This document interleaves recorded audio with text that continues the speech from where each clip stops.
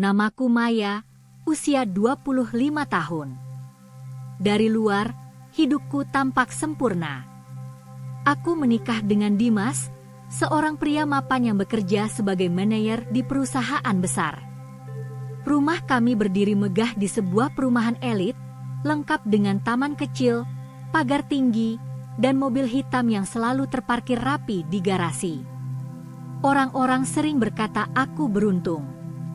Mereka iri melihat fotoku di media sosial, senyumku di samping Dimas, potret liburan ke pantai, pesta ulang tahun dengan kue besar.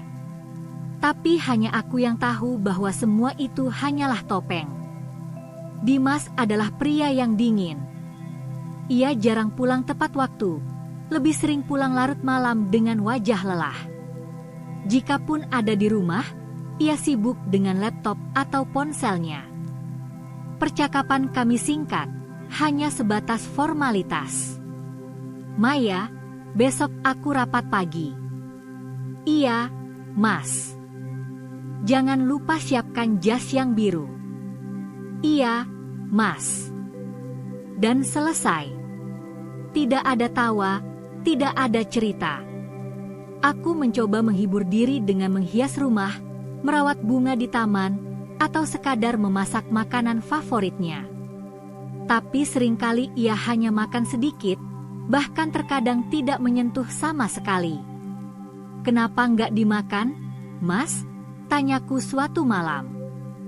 Aku sudah makan di luar. Jawabannya singkat, tanpa menoleh. Aku menelan kecewa dalam diam. Rumah besar ini terasa seperti penjara. Aku yang dulu ceria dan penuh mimpi, kini hanya menjadi bayangan di balik tembok tinggi. Hari Minggu, saat keluarga besar datang, suasana berbeda.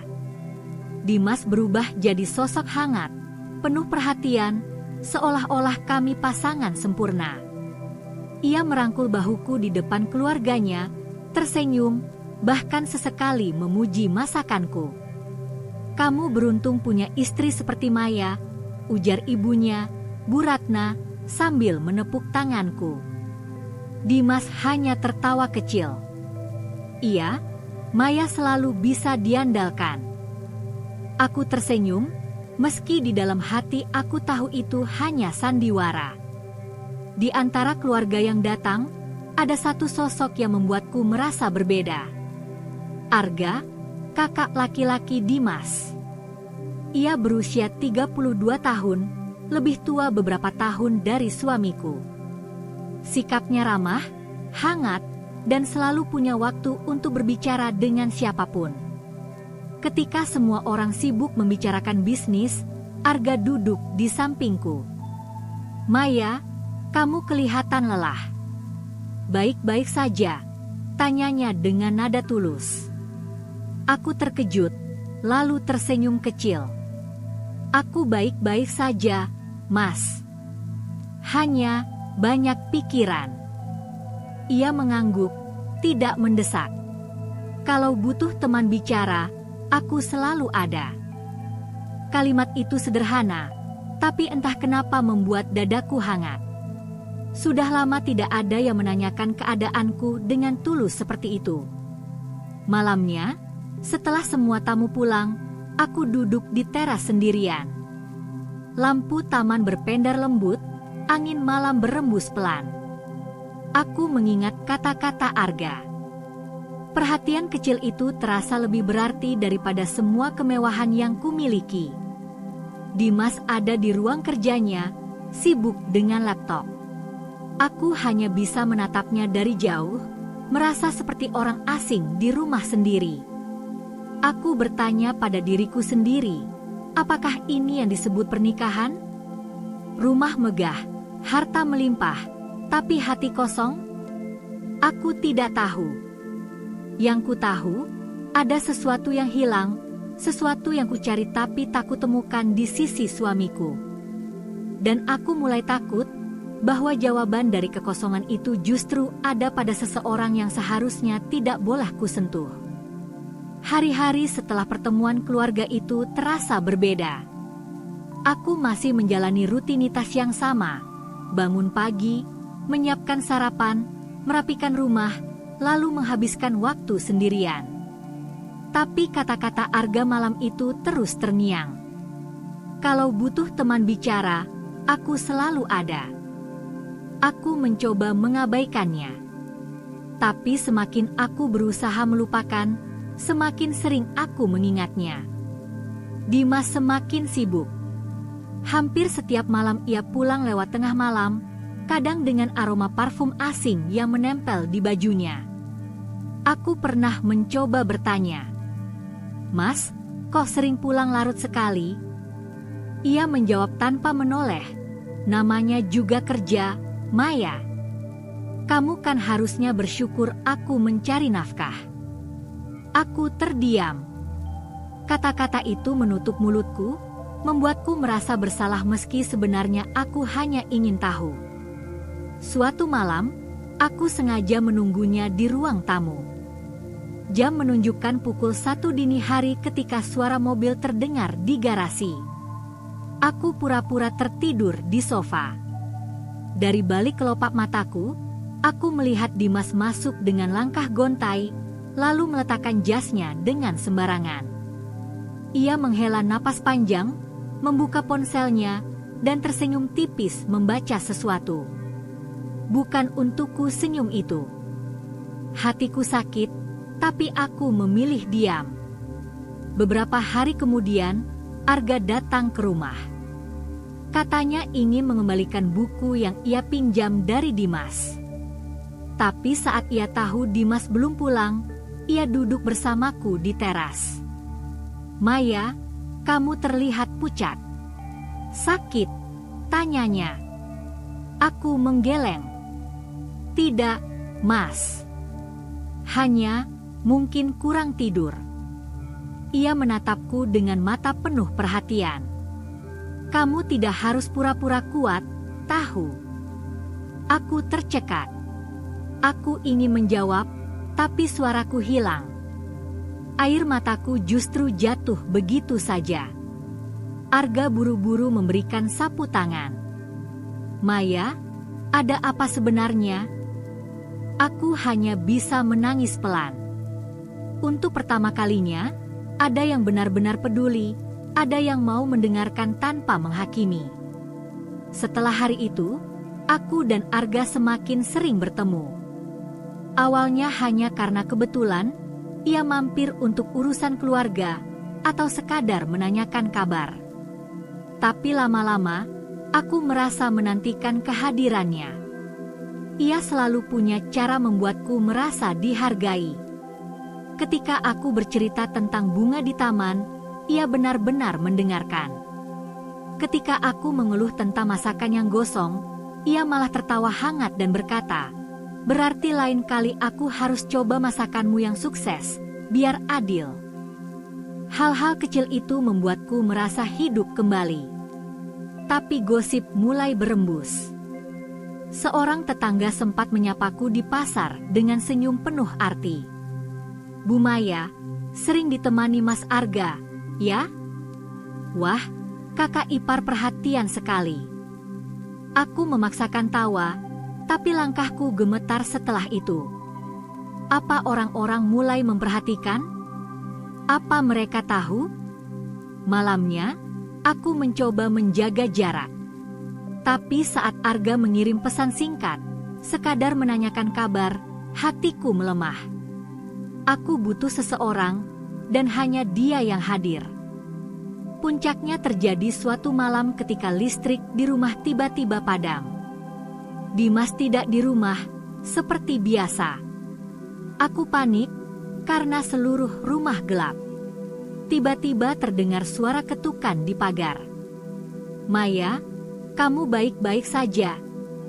Itu suara Arga. Aku segera keluar. Ia berdiri dengan senter di tangannya. Aku lihat rumah gelap. Aku bantu nyalakan listrik, ya.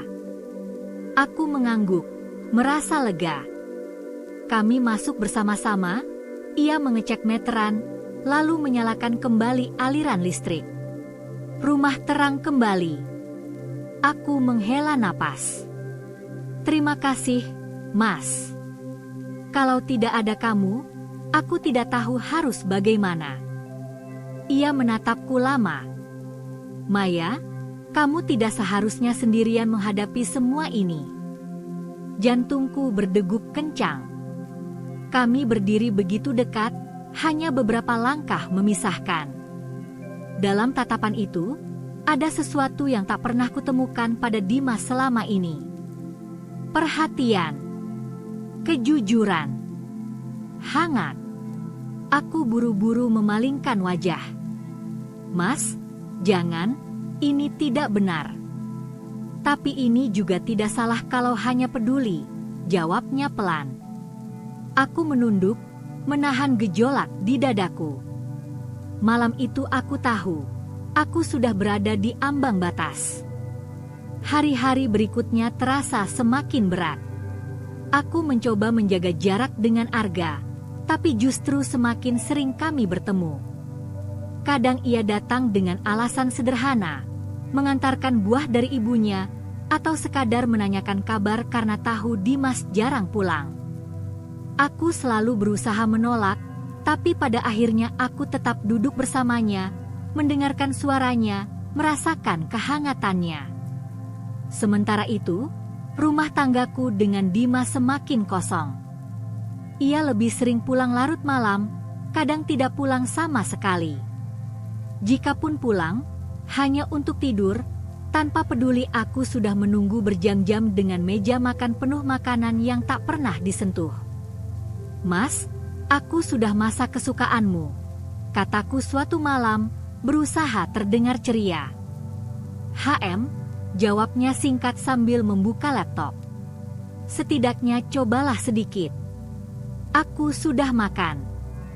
Jangan cerewet, Maya. Aku terdiam, menahan sakit hati. Air mataku hampir jatuh, tapi aku menahannya. Aku tidak ingin terlihat lemah di depannya. Arga datang keesokan harinya, membawa kantong berisi rambutan. Bu Ratna panen di kebun. Aku pikir kamu pasti suka. Aku tersenyum samar. Terima kasih, Mas. Aku memang suka rambutan. Kami duduk di teras, makan buah bersama. Obrolan kami ringan, tapi penuh kehangatan. Untuk pertama kalinya setelah sekian lama, aku tertawa lepas. Maya, aku senang bisa lihat kamu tertawa. Kamu harus sering seperti ini, kata Arga. Aku menunduk, pipiku memanas. Kalau tidak ada kamu, mungkin aku sudah lupa rasanya tertawa. Arga terdiam. Tatapannya membuatku gugup. Ada sesuatu yang tidak terucap, tapi jelas terasa. Suatu malam, aku menerima pesan dari nomor tak dikenal. Maya, hati-hati. Orang-orang sudah memperhatikan kedekatanmu dengan Arga. Tanganku gemetar. Siapa yang mengirim pesan ini? Aku merasa dunia runtuh. Aku segera menghapusnya, takut Dimas melihat. Tapi bayangan itu menghantui pikiranku sepanjang malam. Beberapa hari kemudian, aku sakit. Tubuhku demam tinggi, kepala pusing. Aku terbaring di kamar, sendirian. Dimas tidak ada, bahkan tidak mengangkat teleponku. Tiba-tiba pintu diketuk. Suara Arga terdengar cemas. Maya, kamu baik-baik saja? Aku lihat rumah sepi.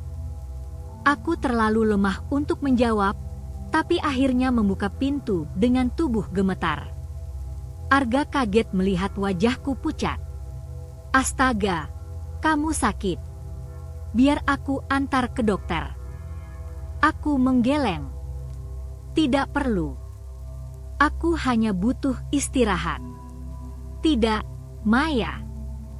Kamu butuh perawatan. Setidaknya minum obat dulu. Ia masuk, menyiapkan air hangat, membawakan obat dari apotek terdekat. Ia duduk di sampingku, memastikan aku minum obat. Matanya penuh kekhawatiran. "Maya, kamu tidak boleh begini sendirian. Aku tidak bisa diam melihatmu sakit tanpa ada yang peduli." Air mataku jatuh. "Arga, aku takut. Aku lelah. Hidupku kosong." Ia menggenggam tanganku, hangat dan kuat. "Kamu tidak sendirian. Aku ada." Aku tidak bisa lagi menahan tangis. Malam itu, dalam keheningan kamar, aku merasakan kehadiran seseorang yang benar-benar peduli. Sesuatu dalam diriku runtuh. Sejak malam itu, kami semakin dekat. Aku tahu ini salah. Aku tahu aku harus berhenti. Tapi bagaimana caranya? Setiap kali aku mencoba menjauh, aku justru merindukannya. Dan ketika Dimas akhirnya pulang, aku hanya merasa asing. Tatapannya dingin, kata-katanya singkat. Aku tidak lagi merasa menjadi istrinya. Malam itu aku duduk di teras, menatap bulan. Arga datang, duduk di sampingku. Kami terdiam lama, hanya suara jangkrik yang terdengar. "Maya," katanya pelan, "aku tidak tahu harus bilang apa lagi. Tapi aku tidak bisa pura-pura. Aku mencintaimu." Hatiku berhenti berdetak. Kata-kata itu menghantamku keras. Aku tahu aku harus menolaknya, tapi bibirku keluh. Air mataku mengalir tanpa bisa kutahan. Aku menoleh, menatap matanya. Dan untuk pertama kalinya, aku tidak berusaha menyangkal. Hari-hari setelah pengakuan Arga terasa seperti mimpi buruk sekaligus mimpi indah. Aku tidak bisa melupakan kata-katanya malam itu, "Aku mencintaimu." Kata-kata yang membuatku bahagia, tapi juga menakutkan. Setiap kali aku melihat wajahnya, jantungku berdebar kencang. Aku tahu aku seharusnya menjauh, tapi tubuh dan pikiranku justru selalu mencari-carinya. Aku berusaha sibuk dengan urusan rumah, menata bunga, membersihkan kamar, tapi di sela-sela itu, bayangan Arga selalu muncul. Dimas semakin jarang di rumah. Ia pulang hanya seminggu sekali, bahkan kadang lebih lama. Ketika pulang pun, ia tidak pernah menanyakan kabarku. Ia langsung masuk ke kamar kerja, atau keluar lagi dengan alasan rapat. Aku merasa seperti hantu di rumahku sendiri. Suatu sore, Arga datang dengan alasan mengembalikan buku. Aku sedang menyiram bunga ketika ia menghampiri. "Maya, kamu terlihat lelah. Sudah makan?" tanyanya. Aku menggeleng. Belum ada selera. Ia menatapku lama. Aku bawa makanan, kebetulan mampir beli tadi. Aku ingin menolak, tapi akhirnya aku menerima. Kami duduk di teras, makan bersama. Obrolan kami sederhana, tapi rasanya lebih berarti daripada percakapan bertahun-tahun dengan Dimas. "Kalau bersama kamu, aku merasa seperti manusia lagi," kataku tanpa sadar. Arga terdiam, lalu tersenyum pahit. "Aku juga. Aku bisa jadi diriku sendiri." Hening. Kami saling menatap, lalu buru-buru mengalihkan pandangan. Ada sesuatu yang semakin sulit disembunyikan. Malam itu, aku bermimpi buruk. Aku melihat Dimas pulang dan memergokiku duduk bersama Arga. Wajahnya penuh amarah, matanya merah, tangannya terangkat untuk menamparku. Aku terbangun dengan keringat dingin, tubuh gemetar. Aku berjalan ke dapur, minum air. Saat itu, ponselku berbunyi. Sebuah pesan masuk dari nomor asing. "Hati-hati. Suamimu akan segera tahu. Semua orang sudah membicarakanmu dengan kakak iparnya. Tanganku gemetar. Aku hampir menjatuhkan ponsel. Siapa yang mengirim pesan itu? Apa benar gosip sudah menyebar sejauh itu? Aku duduk lama di lantai dapur, menahan tangis. Aku tidak tahu harus bagaimana lagi. Keesokan harinya, aku mencoba bersikap normal. Aku menata rumah, memasak, bahkan menyiapkan baju Dimas meski ia belum tentu pulang. Tapi di hatiku ada ketakutan besar. Siang itu, Arga datang lagi. "Maya, kamu kelihatan pucat. Ada apa?" Aku menggeleng. "Tidak apa-apa." Ia menatapku curiga. "Maya, aku tahu kamu menyembunyikan sesuatu. Ceritakan padaku." Akhirnya aku menyerahkan ponselku, menunjukkan pesan itu. Wajahnya menegang. "Ini serius. Ada orang yang tahu tentang kita. Apa yang harus kita lakukan, Arga?" Aku takut. Ia menggenggam tanganku, matanya tegas. "Jangan takut. Aku akan melindungimu." Air mataku mengalir. Aku ingin percaya, tapi bayangan wajah Dimas menghantuiku. Hari semakin sore. Aku duduk di ruang tamu sendirian, menatap jam yang bergerak lambat. Tiba-tiba terdengar suara mobil di garasi. Aku panik. Itu Dimas. Ia masuk dengan wajah dingin. "Maya, kita perlu bicara." Jantungku berhenti berdetak. Aku tahu, saat itu sudah tiba. Malam itu udara begitu berat, seolah langit pun ikut menahan napas. Aku duduk di ruang tamu dengan tangan gemetar, menatap pintu yang baru saja terbuka. Dimas masuk dengan langkah perlahan, wajahnya dingin seperti batu. Aku tahu, sesuatu akan pecah malam ini. "Maya," katanya dengan suara rendah, tapi penuh tekanan. "Duduk." Aku menurut. Kakiku lemas, seakan kehilangan tulang. Dimas berdiri di depanku, menatap lurus ke mataku. Tatapan itu membuatku ingin lari, tapi tubuhku terkunci di kursi. "Aku sudah dengar banyak hal," ucapnya. "Tentang kamu. Tentang aku. Tentang Arga." Jantungku berhenti berdetak. Nama itu akhirnya keluar dari mulutnya. "Mas, itu tidak seperti yang kamu pikirkan," kataku terbata. "Tidak seperti yang kupikirkan." Ia tertawa pendek, getir. "Aku bukan anak kecil, Maya. Aku lihat sendiri bagaimana dia menatapmu. Aku lihat sendiri bagaimana kamu tersenyum padanya. Dan aku tidak bodoh untuk tidak mengerti." Air mataku jatuh. Aku hanya kesepian. Kamu tidak pernah ada di rumah. Kamu tidak pernah peduli padaku. Dimas mendekat, suaranya meninggi. "Dan karena itu kamu mencari pengganti?" "Kakakku sendiri." Aku terisak. Aku tidak pernah bermaksud seperti itu. Aku berusaha menahan diri, tapi aku manusia, Mas. Aku butuh cinta, aku butuh perhatian. Tiba-tiba pintu kembali terbuka. Sosok Arga berdiri di ambang, wajahnya tegang. "Cukup, Dimas." Aku terkejut. "Arga, jangan." Tapi ia sudah melangkah masuk. "Kalau kau ingin marah, marahlah padaku," katanya mantap. "Jangan sakiti Maya." Dimas menatap kakaknya dengan mata penuh amarah. "Kau berani sekali.